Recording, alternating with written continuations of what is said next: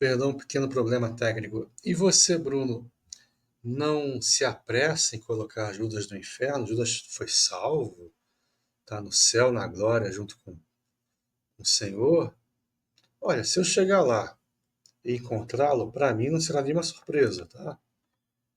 Eu não teria nenhum tipo de surpresa em encontrar Judas lá. Nenhum. Eu não sou Deus, não sou juiz, e nem sou anjo para separar joio do trigo. Então eu não coloco Judas no inferno. Eu não tenho essa ousadia de me prestar um papel que não é meu. Mas qual o problema de se colocar Judas no inferno? Porque é senso comum entre os cristãos que Judas está lá, está danado. Mas o problema é que você começa colocando Judas no inferno. Aí daqui a pouco você baixa um pouquinho o sarrafo, porque o pior dos pecados é trair Jesus, tendo convivido com ele. É o pior, não tem como alguém ser pior do que Judas. É o diabo dos diabos, é Judas. Então nós não temos nenhum pudor em colocá-lo no inferno. Mas aí daqui a pouco você se sente autorizado a descer um pouquinho o sarrafo, a altura do sarrafo, e colocar gente como Hitler, como Stalin, Mao Tse Tung, como Gengis Khan, grandes genocidas e ditadores da história da humanidade. Fidel Castro, Che Guevara, tantos e tantos e tantos, né? Você não tem nenhum pudor em colocá-los também no inferno, né? Então já abaixa um pouquinho o nível. Era o diabo dos diabos, Judas, o traidor dos traidores, baixou um pouquinho para os grandes genocidas. Você também não tem nenhuma pena em colocar esses genocidas no inferno. E cheio de justiça própria, né, fica até feliz. Que bom que eles estão lá, que sirvam de exemplo para que ninguém seja genocida e atente contra a vida, como esses caras atentaram. Aí daqui a pouco você já se sente à vontade em baixar um pouquinho mais o sarrafo. Já não é mais um ditador genocida, já é daqui a pouco um serial killer que matou menos que um genocida, mas matou uns 3 ou 4, uns 10. Daqui a pouco você baixa um pouquinho o sarrafo, já não é mais um homicida, é um estuprador. O cara estuprou N mulheres, não as matou necessariamente, mas as estuprou. Então também esse cara vai para o colo de Satanás por toda a eternidade, recebendo o justo pagamento pelos seus muitos indizíveis pecados. Então você já está baixando o sarrafo, né? Você começou com Judas, daqui a pouco desceu para Hitler e outros genocidas, daqui a pouco é um serial killer, daqui a pouco é um pedófilo estuprador, daqui a pouco você vai descendo o sarrafo e nem sente. Aí daqui a pouco é um político que você não gosta. Quando o Lula morrer, vai ter um carnaval nesse país. Muitos cristãos vão soltar fogos, literalmente, e vão se regozijar e vão comemorar a morte do Lula nas redes sociais e fora delas.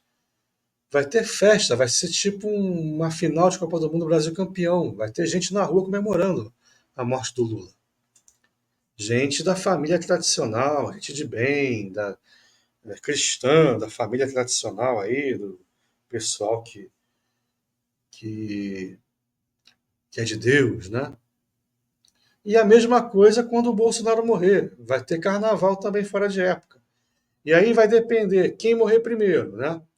Se o Lula morrer primeiro, vai ter um carnaval fora de época. E quando for o Bolsonaro, vai ter que ter um carnaval muito maior para suplantar o que foi o do Lula.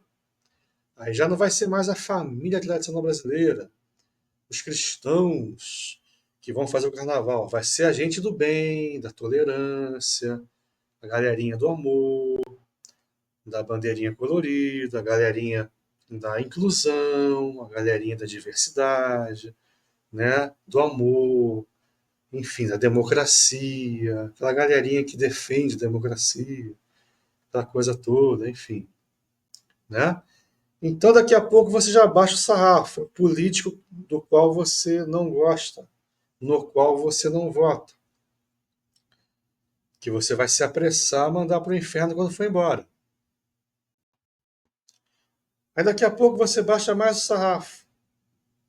Daqui a pouco é o patrão que te demitiu, que de repente bate as botas. E aquele cara que me demitiu, que me humilhou no trabalho, que, que era um peste, já foi tarde. Que o gramulhão receba com o tridente já bem afiado.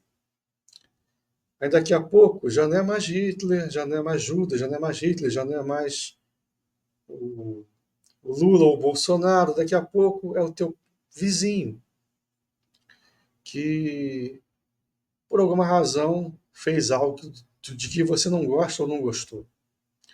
Daqui a pouco é aquele cara que pegou a tua mulher. Ou daqui a pouco é aquele cara que não é da tua igreja. Daqui a pouco é qualquer um que, segundo o teu olhar, segundo o olhar da tua denominação religiosa, por não fazer parte dessa mesma denominação, desse mesmo segmento religioso, se morrer, tá danado. Aí quando você abrir os olhos, aquele sarrafo que estava lá em cima, em Judas, está praticamente no chão. Aí você já pode substituir Deus e os anjos. Você já fez o trabalho dos anjos, você já separou o joio do trigo. Você já julgou a todo mundo. Você já colocou no inferno todo mundo. Segundo critérios que você julga ser critérios bíblicos, critérios cristãos, critérios que a Bíblia o autoriza a usar. Então começa assim, você começa botando Judas no inferno, isso é indiscutível. Porque ele ainda, além de trair Jesus, ele ainda se suicidou. Porque o suicida não pode ir para o céu. O suicida automaticamente foi para o inferno, segundo a Bíblia. Então você já tem Judas como o cara que é indiscutível. Aí você desce para Hitler, Mao Tse Tung, que também são indiscutíveis. Stalin, Gengis Khan. Aí daqui a pouco você desce, desce, desce, desce. Aí daqui a pouco o cara que fechou você no trânsito e lá na frente você descobre que ele bateu com o carro e morreu. Bem feito, foi pro inferno porque me fechou no trânsito e me xingou. Daqui a pouco tá nesse nível. Você se torna uma pessoa sem um pingo de compaixão, de misericórdia, de amor. Você virou um justiceiro, você está cheio de justiça própria.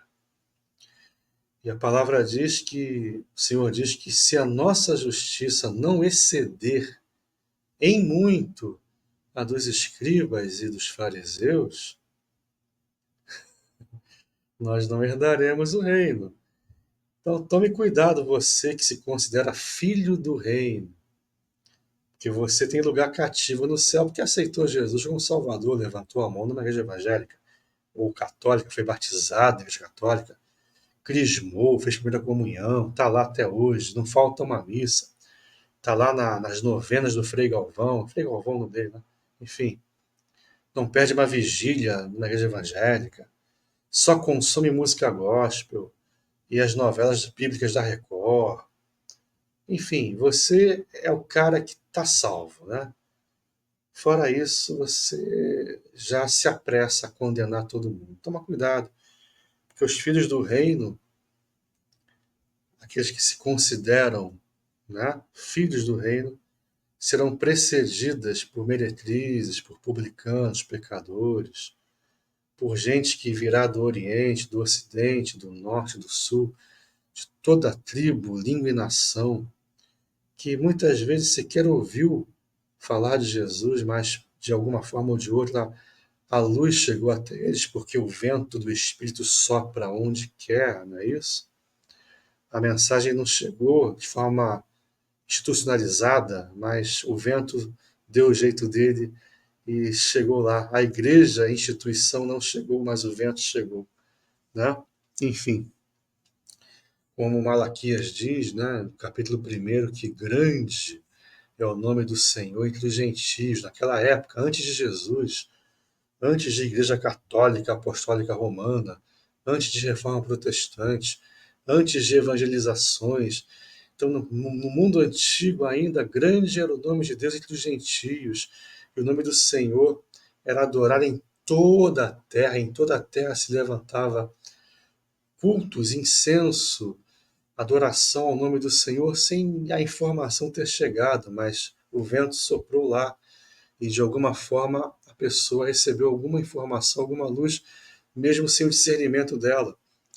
Então Israel não era o privilegiado, o único detentor da revelação de Deus. E Deus não chegou no resto do mundo, se esqueceu do resto do mundo. Não, grande é o nome do Senhor entre os gentios. E em toda a terra o seu nome é adorado. João, no capítulo 1 do seu evangelho, diz que Jesus é o Verbo que se fez carne e ele é a luz que ilumina todo homem. Todo homem. Todo. Então, nós nos apressamos a jogar no colo do capeta um monte de gente que não necessariamente vai para lá. E nós chamamos juízo contra nós, nos colocando em uma posição de risco de não ir para o céu, de ir para lá, para o inferno, quando nos colocamos como juízes, como anjos, separadores de joio e trigo. Cuidado, tome muito cuidado com isso. Aí muita gente replica dizendo: e quanto ao perseverar? Quanto ao se santificar, ao negar a si mesmo, ao tomar sua cruz e seguir a Deus, e fazer o bem, frutificar, dar frutos do Espírito, não andar mais segundo a carne, mas segundo o Espírito, é o que acontece que as pessoas elas fazem isso por obrigação, ou por medo, ou por coação. Eu, graças a Deus, nasci no Brasil, que é um país tido como, né, sendo cristão, embora se fosse de verdade aqui seria um paraíso na Terra, né, e não o que é. Dizem que 80 e tantos por cento da população brasileira é cristã. Se 80 e tantos por cento de nós fôssemos cristãos de fato, isso aqui seria um paraíso, gente. Seria a nação mais próspera e rica e feliz do mundo, e não o que é, né? Enfim, então, eu que nasci no Brasil e não, por exemplo, no Oriente Médio, na Ásia, enfim, a informação chegou até mim de forma natural, porque ser cristão no Brasil é algo até cultural, como ser budista ou shintoísta lá no Japão ou na Ásia, enfim, ser muçulmano na Arábia Saudita é natural. O cara nasce num ambiente em que ser muçulmano é cultural, é a coisa mais natural do mundo. Ser cristão na Arábia Saudita é passível de morte. Enfim, ser budista em certas regiões da Ásia é a coisa mais normal do mundo, é cultural. Como ser cristão no Brasil é cultural. Por isso que há tantos católicos que se dizem não praticantes. E hoje também evangélicos não praticantes. Enfim, caras que até creem. Ah, eu creio em Deus, ok. Tá. Crê meio barro, meio tijolo. Né? Não segue a nenhuma religião propriamente dita, nenhuma igreja propriamente dita.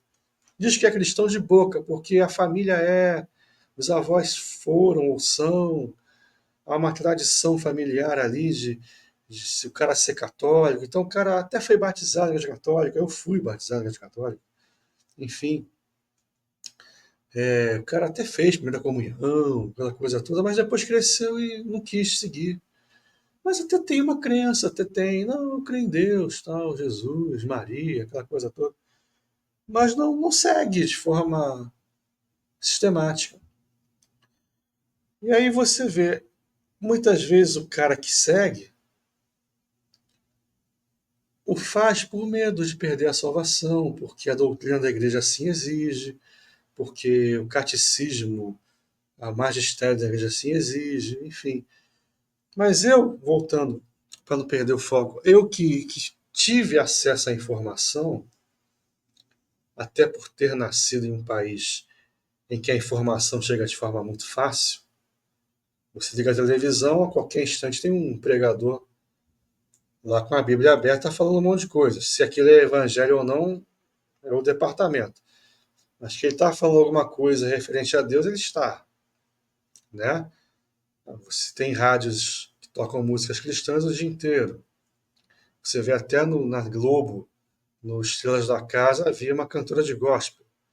Então, bem ou mal, alguma coisa de Deus chega aos ouvidos das pessoas no Brasil, mesmo elas não querendo. Né?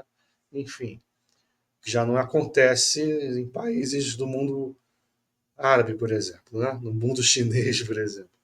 Enfim, então, para mim, que recebi a informação e crio nela, e creio nela,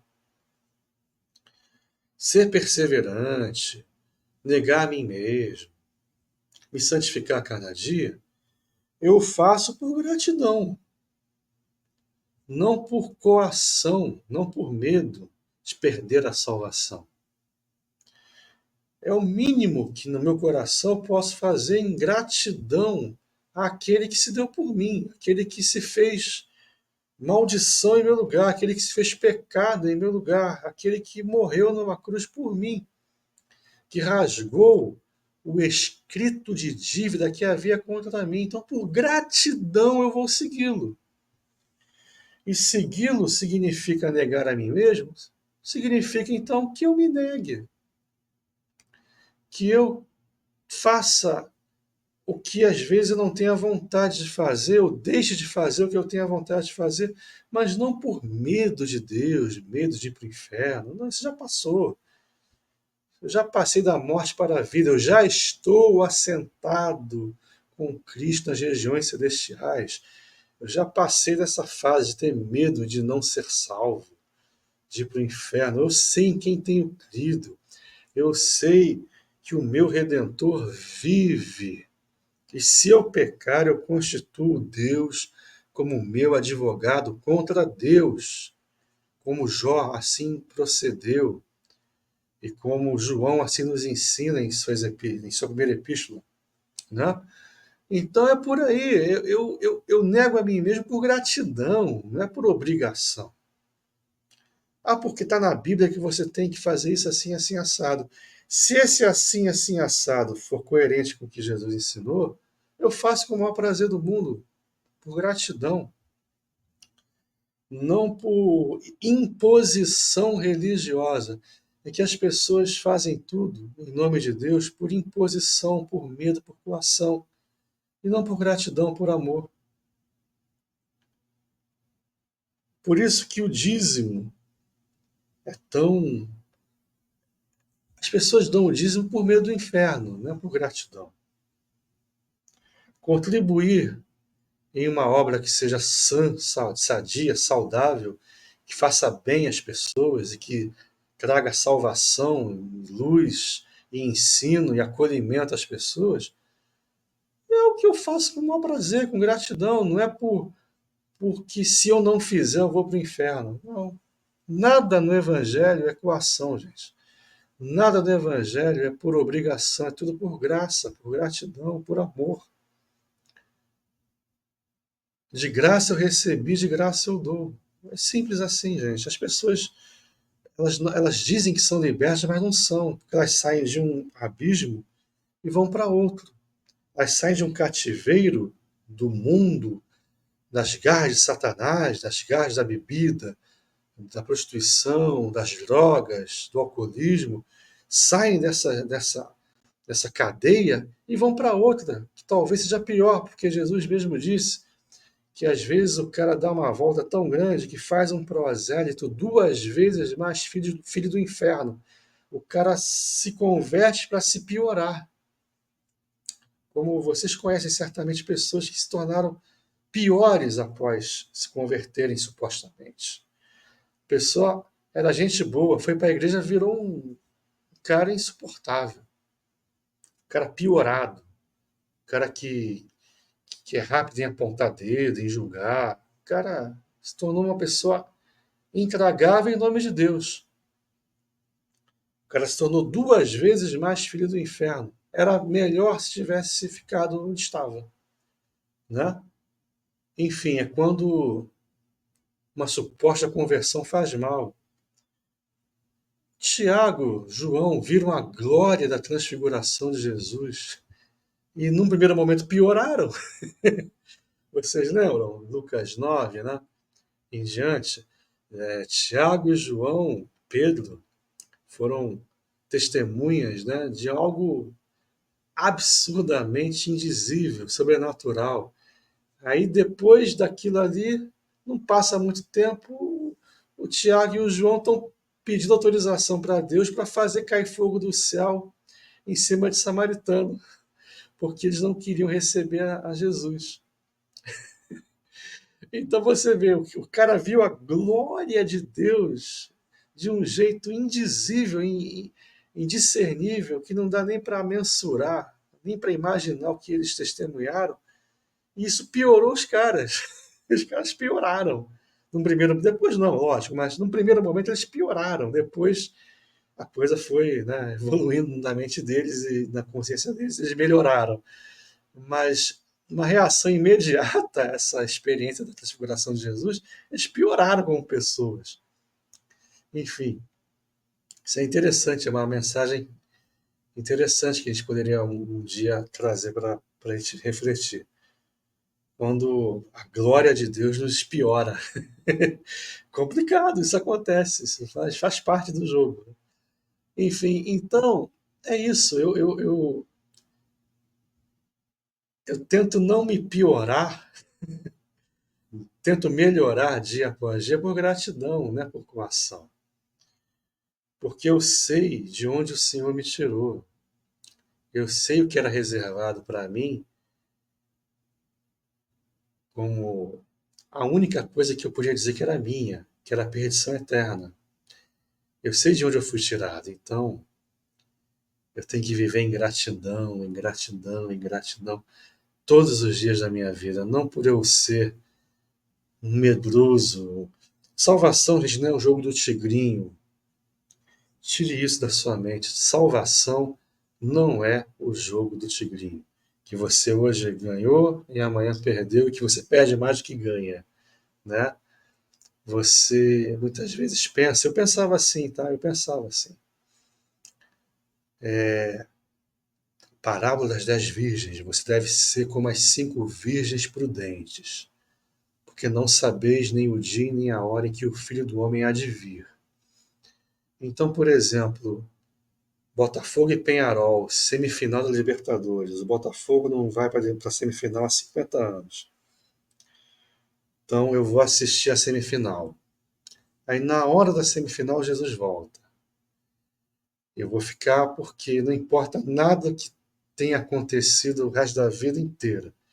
Mas por eu não estar prudente, vigilante naquele instante, por eu estar me distraindo com coisas mundanas e carnais, torcendo para um clube de futebol na hora errada, eu vou ficar.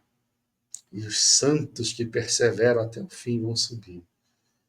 Eu pensava nisso. Eu lembro em 95, no título do Botafogo contra o Santos, do segundo jogo, o jogo era no horário da igreja. Eu, adolescente, eu vou confessar isso para vocês, eu fiquei agoniado em ter que ir para a igreja naquele dia, porque eu queria assistir ao jogo. E eu, prestando atenção para ver se escutava alguns fogos. E quando eu escutei alguns fogos, eu fui até o bebedouro, que é do lado da portaria, e passou uma pessoa. Eu perguntei quanto está o jogo. 1-0 do Botafogo, gol do Túlio. Opa! Aí eu estava feliz dentro da igreja, não por causa da pregação, do louvor ou de Deus, mas por causa do Botafogo. Aí no final, aquele foguetório que o Botafogo foi campeão, eu não assisti ao jogo. Eu estava na igreja. Aí eu te pergunto, adiantou estar na igreja? Era melhor estar vendo o jogo, né? Porque o meu coração não estava ali, meu coração estava no jogo, né? Enfim, então a mesma coisa. Aí hoje eu já não tenho essa estreiteza de pensamento, né? Ah, Jesus voltou naquele momento do jogo do Botafogo. Ah, fiquei. Porque eu fui à igreja todos os dias, mas naquele dia meu coração estava no jogo do Botafogo. Então, já era, né? E olha que foi uma vez que ele foi campeão brasileiro.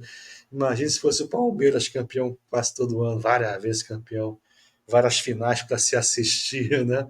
Sobretudo nos últimos anos, o Flamengo campeão várias vezes, vários jogos decisivos a se assistir.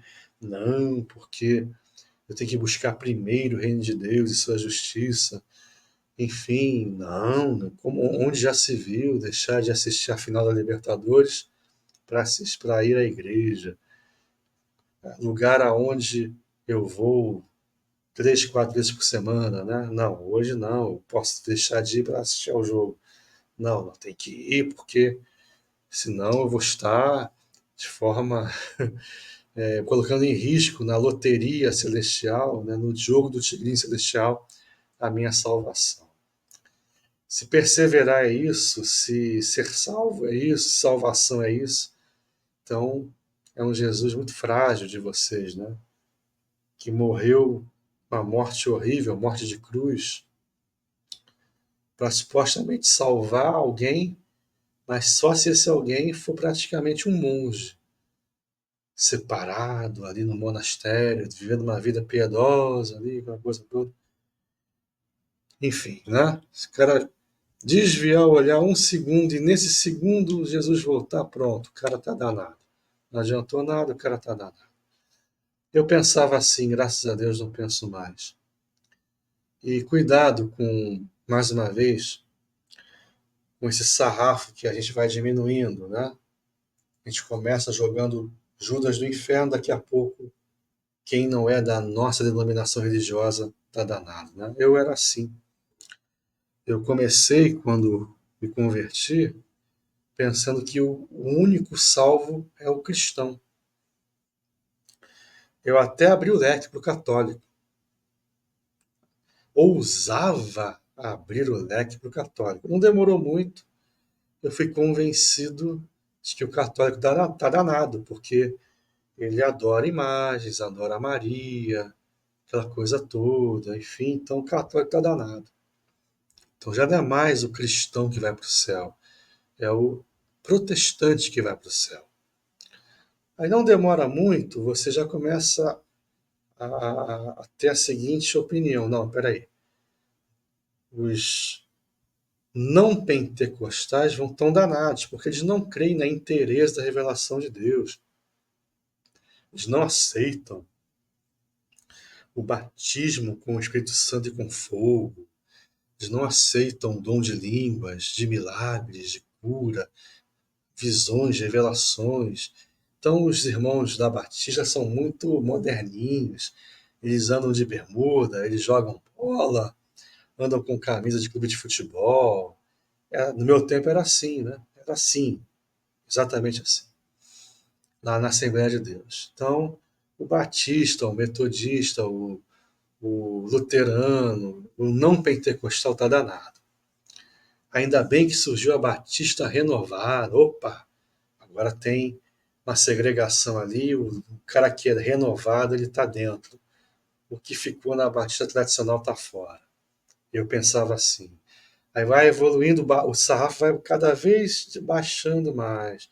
Aí daqui a pouco já não é mais o pentecostal. É o pentecostal da Assembleia de Deus. E, se possível, ministério de Madureira. Porque era o principal ministério, aí daqui a pouco surgiram outros ministérios, dissensões, separações. São pessoas que estão dividindo o reino de Deus. Então, daqui a pouco, o cara pode até ser assembleiano, mas desde que seja da Convenção Geral das Assembleias de Deus de Madureira. Se o cara for de outra convenção, já está, né, dividindo o reino, já está começando a causar confusão no meio do reino, já começa a se colocar numa posição de risco. Né? Então, era assim que eu pensava, porque assim eu fui direta ou indiretamente ensinado a pensar. Muitas coisas que eu disse aqui ainda há pouco não foram explicitamente ditas num púlpito por um pastor ou pregador, mas implicitamente, de forma velada e discreta, aquilo foi se introduzindo no meu coração, na minha mente. Aí o sarrafo, que começava lá em Judas, termina em praticamente toda a humanidade. Porque quando você passa a pensar que só quem é salvo é da Assembleia de Deus, preferencialmente de Madureira, então você condena ao inferno 99,9% da população mundial, né? Então o céu é quase que um resort exclusivo para poucos e muito poucos, né? Quando você se coloca nessa posição, você vira um filho do reino, você já fez o papel do anjo de separar joio do trigo, já fez o papel de Deus, já julgou e prejulgou todo mundo, enfim. Aí você fica naquela angústia de ter que pregar a todo instante. Aí você vai às praças. Eu fui muitas vezes a cultos de ar livre. Eu gostava muito de cultos ao ar livre. Eu pregava, eu cantava, distribuía panfletos, quase implorava as pessoas para citar Jesus. Aí vinha às vezes um bêbado, ou um mendigo, ou alguém ali. Está passando na praça, cita Jesus, ali é o Senhor, levantou a mão, ei, que alegria, o céu está em festa, porque aquele cara aceitou Jesus. Aí a gente vira as costas e ele volta para o bar. Quer dizer, não mudou nada no coração dele, enfim. Então, o tipo de coisa que a gente era instado a pensar. E muitos hoje em dia ainda pensam assim e procedem assim. Então, não se apresse a colocar Judas no inferno. Ah, mas ele foi um suicida. Não se apresse a colocar os suicidas no inferno. Ah, mas a Bíblia diz que eles vão para o inferno. Não se apresse a colocar ninguém no inferno. Não se preste a esse papel. Porque não é papel que nós devemos exercer. Tá bom? É isso. 43 minutos de gravação. Show de bola. Até o nosso próximo vídeo. Desculpe por alguma coisa. Sinta-se à vontade em discordar, desde que respeitosamente, tá bom? Forte abraço e até o próximo vídeo.